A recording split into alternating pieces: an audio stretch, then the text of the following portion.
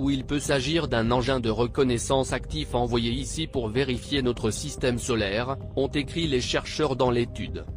Il y a des raisons de favoriser cette dernière explication, a déclaré Loeb.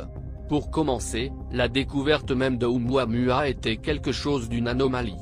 Si le visiteur est un membre d'une population aléatoire, trébucher dessus comme nous l'avons fait suggère que chaque étoile de la Voie lactée éjecte dans l'espace interstellaire 1000 billions d'objets de ce type au cours de sa vie, a déclaré Loeb. Notre propre système solaire ne rejette pas autant d'objets de type Oumuamua, a-t-il ajouté.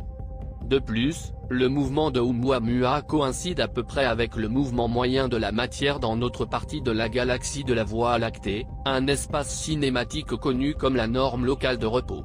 En effet, c'est pourquoi le système d'origine de l'objet a été si difficile à cerner. Si je crée un instrument dont je voudrais cacher l'identité, je le mettrai au standard local de repos, a déclaré Loeb.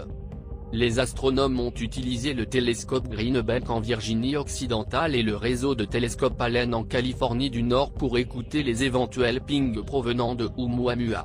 À ce jour, l'objet est resté silencieux. Mais quoi qu'il en soit, la découverte est fascinante, un étrange visiteur d'un système stellaire lointain, dont la forme ne ressemble à rien de ce que nous avons jamais vu dans notre propre voisinage du système solaire. En espérant que nous apercevrons un autre Oumuamua dans un proche avenir.